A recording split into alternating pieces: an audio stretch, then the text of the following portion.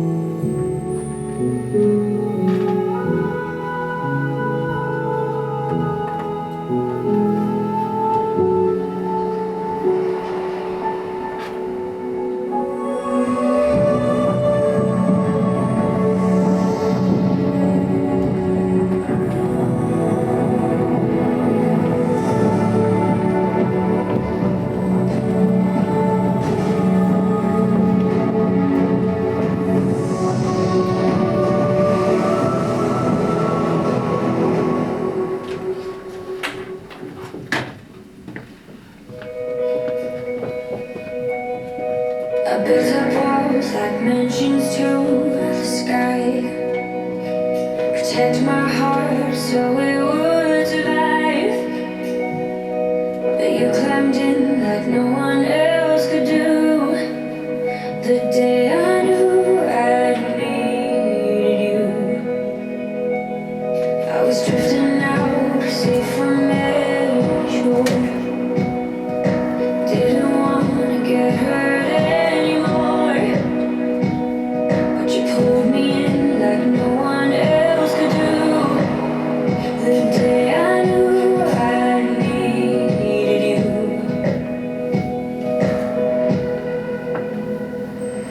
I was complicated, you made perfect sense. I was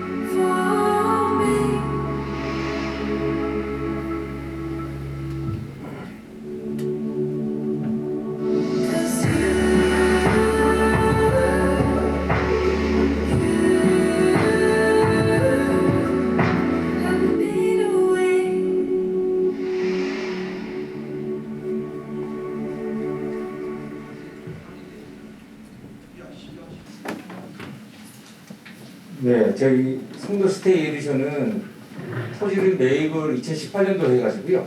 한 2년여간 인허가가 상당히 좀 고생을 좀 하고 올해 8월에 분양을 해서 이제 원판을 마치고 이제 저희가 생수를 하게 되었습니다. 그리고 그 뒤에 이제 상품들을 좀 간단하게 한 10분 정도 저희가 설명을 드리고 각 주제에 대해서 또 말씀을 드리도록 하겠습니다. 저희 사업 개요는 저희는 그 송도동 그 국제업무지구에 위치하고 있고요. 지하 4층, 지상 44층, 생수 680, 상가 86층입니다. 그래서 연면적 38,000 정도 규모의 사업 규모입니다. 현재 타워 A동과 B동으로 나눠져 있고 그 한 개의 타워에 8개 호수기들이 들어갑니다. 실질적으로는 그 8개, 그러니까 4개 그 구역으로 나눠져 가지고 8개가 이제 들어가게 되고요. 그 중에서 이제 680로 구성이 되어 있습니다. 상가가 1층과 2층에 좀 나눠져 있습니다. 위치는 국제업무지구, 그러니까 국제업무지구역 바로 걸어서 한 5분 정도 거리에 위치하고 있고요. 지금 그 GTX B 노선에 연결되어 있는 그쪽 개발되는 송도 지역과 연결이 돼서 또 서울 지역에서의 많은 관심들이 있었던 지역입니다. 그리고 저희 쪽에 국제업무지구는 아직 개발이 다 되지 않았지만 1409가 이미 개발이 완료되어 있던 그 센트럴파크 주변에서 많은 관심이 있던 주거 지역이었습니다. 세부 입지 지역은 보시는 바와 같이 주거 지역과 국제업무지구로 나눠져 있고요. 그 학교들도 좀 근처에 좀 위치하고 있습니다. 저희가 이제 가장 신경 썼던 부분은 이제 생수인데 어떻게 이제 상품을 줄 것이냐에 대한 고민이었고요.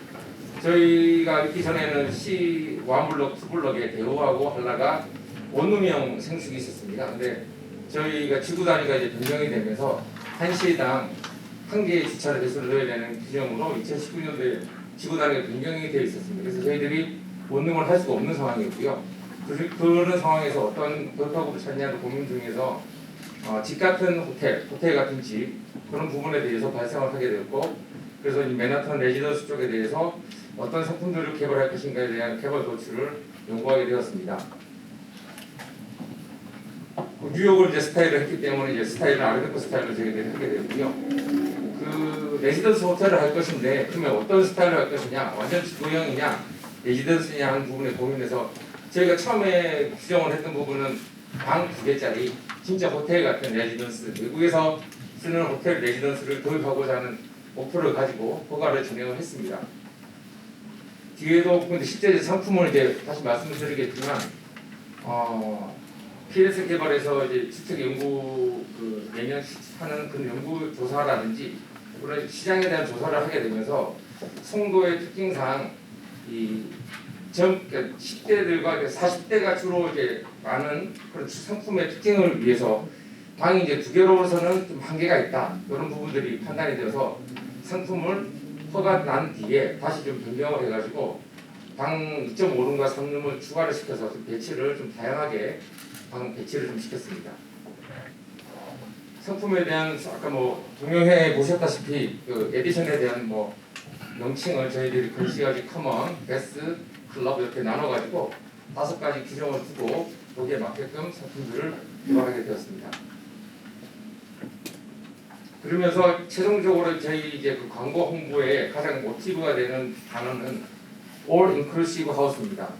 코로나 시대에 또 저희들이 했던 거랑 저희 맞아떨어진 것도 있을 수 있을 것 같은데 저희가 이 상품 안에 모든 것이 같이 있다는 컨셉을 잡았는데 지금에 있는 상황들과 아주 잘 맞아떨어져서 상품이 아주 인기가 있었던 것 같습니다. 그리고 저희가 가장 신경 썼던 부분은 이제 컨시어지 하우스하고 부대 시설 쪽입니다. 송도의 일반적인 아파트들의 시장을 조사를 해봤더니 아파트당 한 세대당 평균 0.5평 정도의 부대 시설이 부과되고 있었습니다. 그런데 저희가 송도에서 가장 무엇을 두각을 내합할 수 있을까 고민을 하다 보니 저희가 부대 시설을 좀 많이 넣을 수 있다고 판단이 되어서 저희들이 1층에는 지하 1층에는 컨시어지 하우스, 그리고 밑에 보시다시피 세대별 창고도 한 시당 한 개씩 다 넣어드릴 수 있는 공간을 확보할 수 있습니다. 그래서 저희들이 1,400평 정도 저희 부대시설 면적이 배정되었습니다. 이 규모는 한 시당 2.3평입니다. 국내에서 어떤 다른 사례들보다도 가장 많은 부대시설 면적을 배경으로 해서 세대들에서 모든 혜택을 누릴 수 있는 부분들을 강조하게 되었습니다. 그리고 지하 그러니까 3층에 이런 이제 그 공간들을 클럽하우스라든지 피트니스 이런 공간들을 넣게 되었습니다. 그리고 4층에는 지금 5개 공간으로서 그린하우스를 만들었고요. 이 부분을 저희가 고민을 하면서 또 하나 더 고민을 한 부분은 실제로 저희들이 운영들을 잘 시설은 해놓지만 입주하고 나서 주민들이 비용 부담 때문에 이것들을 잘 사용하지 못하고 그대로 뭐 사용돼 버린 사례들이 너무 많이 발생하는 부분이 있었습니다. 그래서 이 부분을 건설사하고 협의를 해서 저희들이 1년간 어떤 서비스를 부대시설에 대해서 특히 뭐 사우나라든지 수영장 그리고 피트니스에 대해서는 저희들이 주민들한테 1년간 서비스를 제공하기로 입주자 모집 공고에 정확하게 연결을 해버렸습니다. 그리고 무상으로 하지 않는 이유는 10,000원씩 받기로 했습니다. 사실 한 세대당. 그 이유는 이분들이 쓰시면서 어떤 좋은 걸 느껴야지만 본인들도 다시 끄고 갈 수 있으리라는 판단에서 그렇게 진행하게 되었습니다. 유니트들은 보시다시피 이제 방을 이제 3개로 구성을 했고요. 그리고 저희들이 지금 생수에서 이슈가 될 수 있는 부분들은 발코니 확장 부분인데요. 발코니는 정확하게 이제 확장으로 저희가 할 수는 없는 부분이고요. 날개벽을 좀 넣어서 나중에 이후에 입주자들이 판단할 수 있는 설계로 진행하게 되었습니다.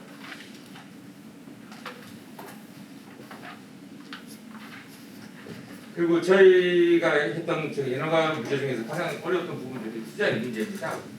저희가 이제 이 땅에 대한 이제 처음 스토리로 돌아가자면은 2014년도에 이제 그 NSIC 원래 원초 시행사가 경제청에다가 근데 원래 이 땅은 오피스텔하고 오피스 입대사가 되고 그다음에 관광 호텔만 되는 부지였습니다. 근데 그때 당시에 외국인들이 이제 많이 오시다 보니까 외국인들한테 또 투자 생수 상품으로 이민재로 상품할 수 있는 테마 스포 용도를 추가하게 되었습니다. 여기에 이제 진행이 되어서 이제 시의회 변경이 승인이 되었고 저희가 토지를 매입을 하고 했습니다. 그리고 이제 인허가를 진행을 하는데 여기에서 이제 이견이 이제 발생하게 됩니다. 이제 경제청에서의 입장은 외국인에게 분양을 한다고 했으니 당신들은 100% 다 외국인한테만 이 땅을 이 상품을 만들어서 판매하시오라는 해석이었고 저희들은 해석은 외국인의 최우선적으로 저희들이 분양을 하겠다고 했으니 저희들이 분양을 해서 최대한 노력을 할 것이고 그 부분이 되지 않은 부분은 외국인에도 분양을 해야 된다고 얘기를 했던 것입니다. 근데 이게 이제 서로 협의가 안 돼서 한 2년 정도 시간이 끌었고요. 총괄적으로는 저희가 국민권익위원회에 저희가 민원을 넣었고요.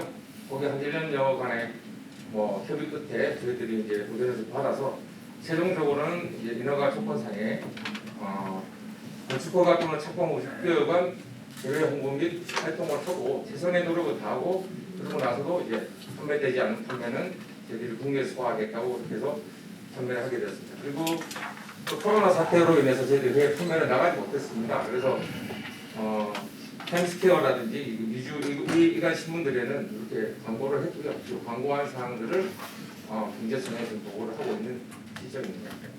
현재까지 저희가 히스테이트 선거에 대해서 설명을 드렸고요. 나머지 규제에 대한 부분은 같이 준비를 하는 사장의 설명을 드립니다. 안녕하십니까. 다음은 생활숙박시설에 대해서 전반적인 규제 대응 및 제도 개선에 대해서 말씀드릴 건물과 사람들 차성희 이사입니다. 아시다시피 생활숙박시설 같은 경우에는 기존의 업무시설을 서비스 레지던스라는 상품 아래 불법적으로 영업을 해왔던 것을 2012년도에 건축법이랑 공중위생관리법을 개정을 하면서 본격적으로 상품이 공급이 되기 시작했습니다. 특히 2019년도에는 30집 이상인 경우에는 복수 영업신고가 가능하도록 해서 숙박 영업 자체를 지원을 하고 최근에는 이제 그 주거 상품으로도 공급이 확대가 되면서 생활이 가능한 숙박시설로 변화를 하고 있는 추세입니다. 실제로 최근에 이제 주거 대체 기능으로서 공급이 강화가 되면서 상품성이 높아지게 되고 이에 따라서 이제 대규모 공급이 많아지는 지역에 대해서는 부정적인 이제 측면이 강조가 되기 시작을 했습니다. 그래서 다 아시다시피 2021년 1월에는 건축법 시행령이 개정이 됐고 기존 숙박시설의 경우에는 이행 강제금을 부과하고 신규 공급에 대해서는 주택 사용이 불가하는 것 플러스 이제 숙박 신고가 필요한 것을 명시하게 되었습니다. 최근에는 이제 4월 중에는 이런 세부 지침들이 공포되고 시행될 예정이라서 실질적으로 입주 예정이거나 신규 프로젝트에 대한 개발 사업에 어떤 관계자들의 촉각이 곤두 세워져 있는 시점이라고 볼 수 있을 것 같습니다. 이런 부분들을 보기 위해서 좀 다양한 부분에서 검토를 했습니다. 첫 번째로는 이제 상품 유형적인 측면입니다. 이제 2012년 이후에 생활 숙박시설의 공급 추이를 보시면 2013년부터 2018년도까지는 저희가 잘 알고 있는 이제 경기, 강원, 제주권 중심으로 분양형 호텔, 소형 평형의 원룸형 공급이 증가가 되기 시작했습니다. 특히 최근 3년 이내에서는 전체 생활 숙박시설 공급 면적의 약 45%에 해당하는 면적이 공급이 집중이 됐습니다. 따라서 올해부터는 입주 예정 상품이 이제 등장하기 시작하기 때문에 실질적으로 주택 사용이 불가한 숙박시설에 대해서는 민원이 좀 증가할 것으로 예상이 되고 있습니다. 기존에 공급되었던 이제 운영 수익형 상품 외에 저희가 잘 알고 있는 이제 투룸형 주거형 상품 그리고 소형으로 공급됨에도 불구하고 별도로 숙박업 등록을 하지 않은 임대형 상품 그리고 이용자의 특성에 따라서 목적을 선택할 수 있는 혼합형 상품 이렇게 상품이 조금 공급이 되어 왔습니다. 실질적으로 운영 수익형 상품 같은 경우에는 숙박업 등록을 해서 현행 제도에 문제가 없지만 다른 상품 같은 경우에는 이제 공용부를 관리한다거나 아니면 컨시어지 서비스를 제공하는 형태로 사업 구조가 일반적으로 바뀌었기 때문에 현행상 숙박업 등록에 대한 충족 요건을 좀 추가적으로 준비할 필요가 있을 것으로 판단이 됩니다.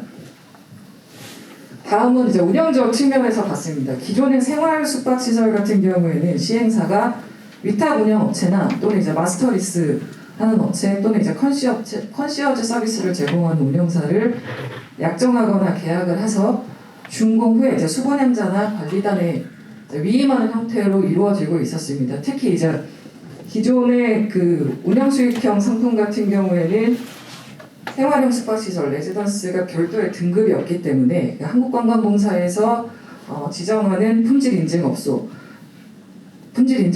이제 자격을 인증을 받아서 숙박업에 대한 상품성을 높이고 있었는데 최근에는 사실은 코로나 때문에 그런 영업 경쟁력 자체가 없어지고 이 때문에 이제 최근 수도권 내에서는 위탁 운영을 하는 세대수 자체가 전년 대비 한 10% 정도 줄었다라고 보시면 될 것 같습니다.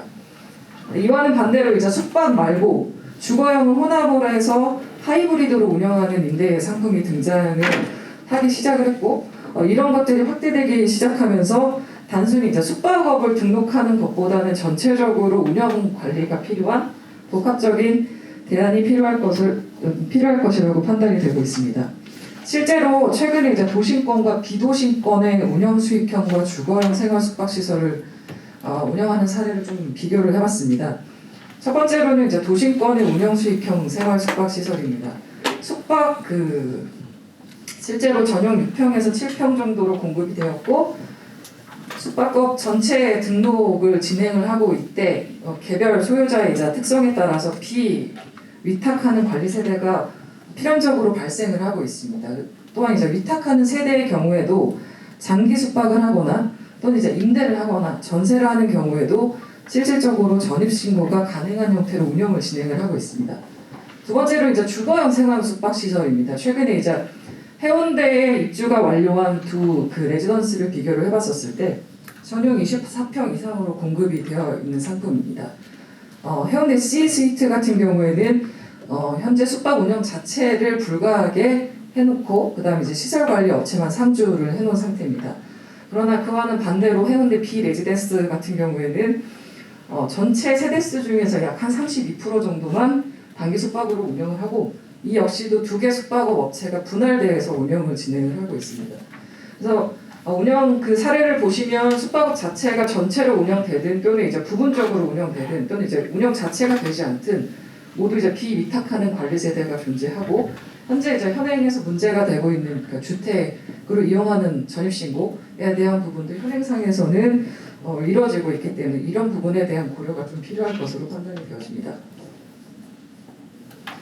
다음은 좀 이제 기능적인 부분에서 살펴보았습니다. 최근에는 이제 호텔을 주거로 공급하는 사례가 등장을 했습니다. 실질적으로 1인 가구이거나 또는 이제 임대 주거 상품 같은 경우에는 제도적으로 완화를 해서 주택 건설 기준 등에 관한 규정으로 공급을 확대하고 있는데, 최근에 이제 등장한 그 건축법 시행령 같은 경우에는 숙박시설을 오피스텔이나 이제 주택으로 변경 유도하는 것들을 지침상으로 내려왔습니다. 그러나 실제로 이를 보면 생활 숙박시설 자체는 이제 직권법에 따라서 되기 때문에 4분의 3 이상의 용도 변경 동의가 필요합니다. 그래서 용도 변경 자체가 불가능하고, 실질적으로 용도 변경하는 주체가 관리단이기 때문에 관리단의 업무 역할이나 이제 비용 분담 그런 것들이 불분명하고, 실제로 용도 변경이 진행이 된다라고 하더라도 주택으로 인정이 되는 부분이 있기 때문에 종부세 과세 대상으로 사실 변경이 될 확률이 높습니다. 그래서 현실적으로 실익이 없기 때문에 용도 변경 자체는 어려울 것으로 보여집니다.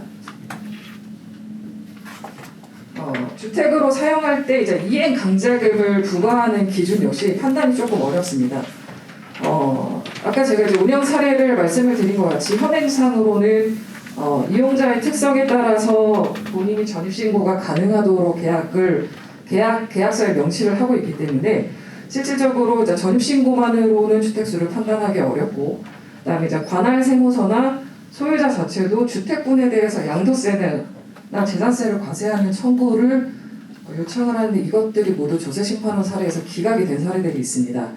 따라서 현재 기준에서는 전입신고를 하지 않고 생활숙박시설을 주거용으로 사용하는 편법은 존재하긴 하지만 존재하고 있습니다. 그리고 이제 정상적인 숙박업 운영 아래 전입신고는 가능하고, 그런 것들을 통해서 소유자 정상적인 숙박업 운영을 전제로 했었을 때는 그 주거로 판단하는 기준 자체가 실질 과세 적용 기준 자체에서 좀 모호한 부분들이 있습니다. 그래서 이런 부분들을 전반적으로 좀 살펴보면 아까 말씀드린 상품 유형적인 측면에서는 최근 주거용 생활숙박시설의 공급이 증가하면서 대규모 민원이 발생할 우려가 좀 있고, 운영적인 측면에서도 숙박업 등록과 상관없이 어찌됐든 간에 운영 형태가 복합화되고 다양화되는 부분이 있습니다. 그래서 단지 숙박업 등록 자체를 제한하는 것들이 규제적인 한계가 좀 있을 것 같고요.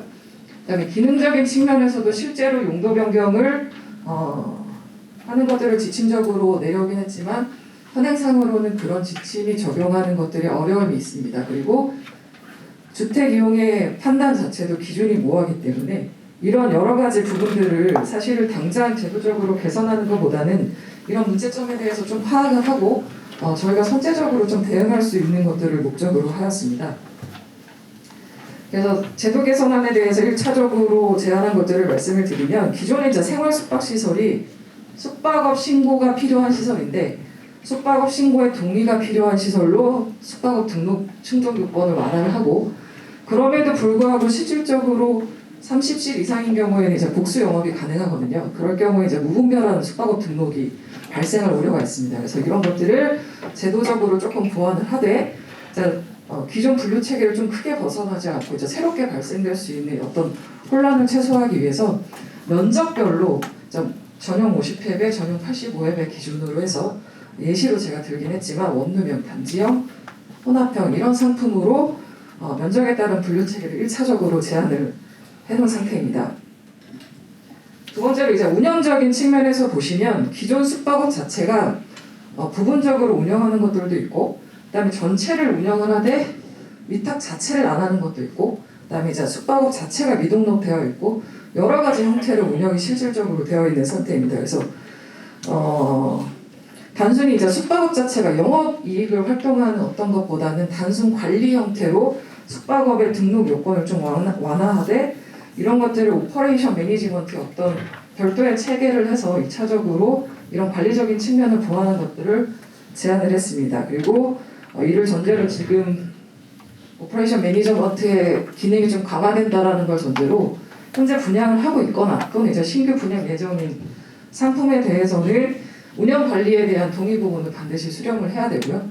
물리적으로 단지 내에서도 층으로 구분을 한다든지 아니면은 A 단지, B 단지로 구분한다든지 이런 형태로 관리 주체를 일원화하는 방안이 좀 필요할 것으로 보입니다. 현실적으로 이제 4월 이후에 공포되는 지침에 따라서 많은 방향이 달라지긴 할 것 같은데요.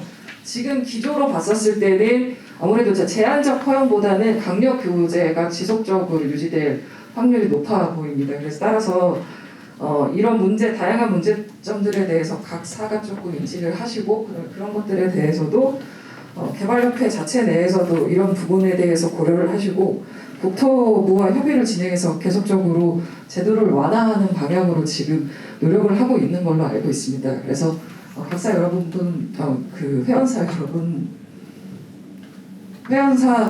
회원사에 여기 참석하시는 분들도 이런 생활 숙박시설에 대한 제도 개선이 필요한 부분을 좀 인지를 해주시고 다른 어떤 안이 있으면 그것들을 종합해서 좀 좋은 방향으로 개선할 수 있도록 노력해 보도록 하겠습니다.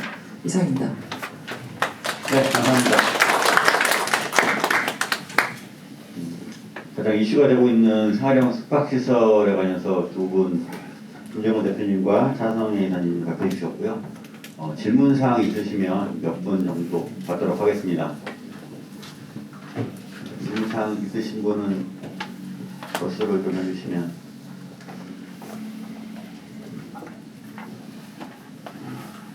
완벽한 강의를 하셔서 발표를 해주셔서 뭐 특별한 이상이 없는 것 같습니다.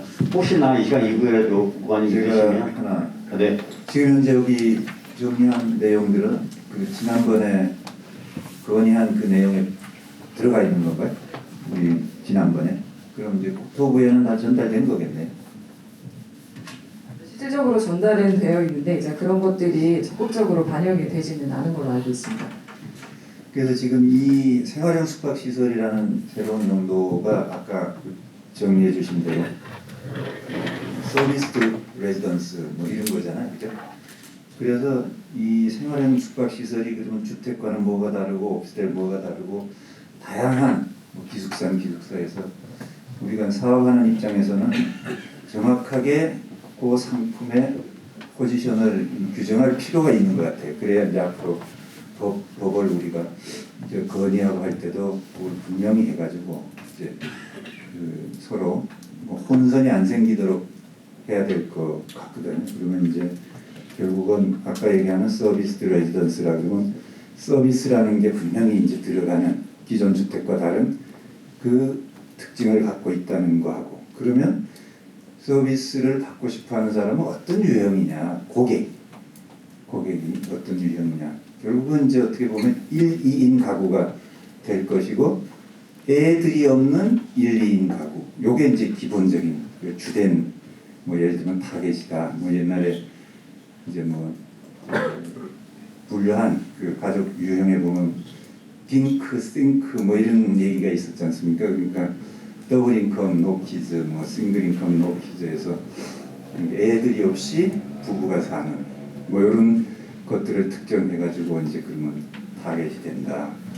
그렇게 해서 아까 정리한 대로 유형은 이런 게 있다 해서 우리가 그 부분들을 처음에 명쾌히 정리를 해서 규정을 해놓고 이제 제도에 대한 건의를 할 때는 그걸 바탕으로 그러한 사람들이 사는데 무엇을 원해서 여기에 오느냐라는 걸 규정을 해놓고 거기에 맞춰서 우리가 제도를 이제 개선을 해나가면 그러면 방향성도 생기고 그 다음에 어떻게 설득의 명분이나 합리성도 생길 것 같아요. 그래서 한번 이제 생활형 숙박시설이라는 걸 우리 지금 실제 사업을 하고 계시니까 그걸 고객들도 어떤 층인지도 알고 그걸 규정을 해서 우리 협회 차원에서 그런 사업을 하는 사업자들이 공유를 해서 같은 생각과 같은 목소리로 냈으면 뭐 빠른 시간 내에 이런 여러 가지 문제는 또 해결할 수 있을 것 같습니다. 수고 많이 하셨습니다. 네, 감사합니다. 혹시 다른 질문 없으시면 예.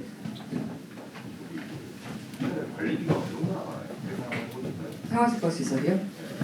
약간 이제 서비스를 제공하는 것 따라 틀리긴 한데요. 일반적으로 뭐 오피스텔이 한 강남권 오피스텔이 한 8,000원 정도 생각하시면 1.5배 정도 생각하시면 될 것 같습니다. 이제 스테이 에디션은 좀 실제로 한번 계산하면 얼마나 나와요? 이제 이게 서비스를 제공하는 항목에 따라서 틀리기 때문에 이제 아까 말씀드린 것처럼 그런 서비스를 제공하는 게 운영사 측에서 제공을 하는 건지 그리고 이제 관리 주체에서 제공을 하는 건지 그런 운영 구조에 따라서 약간씩 틀리긴 합니다. 근데 일반적으로는 지역 대비 한 1.5배 정도 보시면 될 것 같습니다. 두 번째 질문인데 이번에 좀 더 100% 분양이 됐다고 얘기했잖아요, 그죠? 네. 네. 그죠? 네, 축하드리고 이거 이 질문사항은 뭐냐면 그 100% 분양을 받는 사람들의 소비자들의 유형은 어떤 유형이 다 분양을 받았는지 좀 알고 싶거든요. 분석을 해보셨나요? 분석을 좀 해보고는 있는데 했었고요. 근데 지금 실제적으로 전매가 저희 980인데 지금 이제 전매가 올해 3월까지 중동이 대출이 전달에 15일에 끝났는데 전매가 한 135건 정도 있었습니다. 그래서 아무래도 초기에 실수요자에서 점점 이제 투자자에서 실수요자로 넘어가는 과정이 겪어야 될 것이라고 생각하고 있습니다. 저희 시점적으로도 그때 당시에 작년 12월 1월 때 그때 투자자들이 좀 많이 몰리는 상황이 있었고 저희도 계속 예의주시하고 있고 또 저희가 고민하는 부분도 옛날에는 계약자들을 저희들이 이제 계약자들 자꾸 건드리면 민원이 생기고 저희들이 피곤해지고 건설사들은 싫어하죠. 좀 회피하는 방향에서 저희들은 좀 더 계약자들한테 다가가는 안들을 좀 IT 업체들한테 고민을 좀 하고 있습니다. 물론 건설사는 많은 반대를 하고 있습니다. 하지만 결국은 저희가 준공까지 2024년까지 시간이 꽤나 남았기 때문에 계약자 관리를 주식적으로 하면서 저희들이 아까 회장님 말씀하신 대로 서비스들을 어떻게 구체적으로 할 수 있는 방안들을 제시한다면 좀 더 관리가 되고 계약자들이 원하는 단지가 되지 않을까 준비하고자 합니다.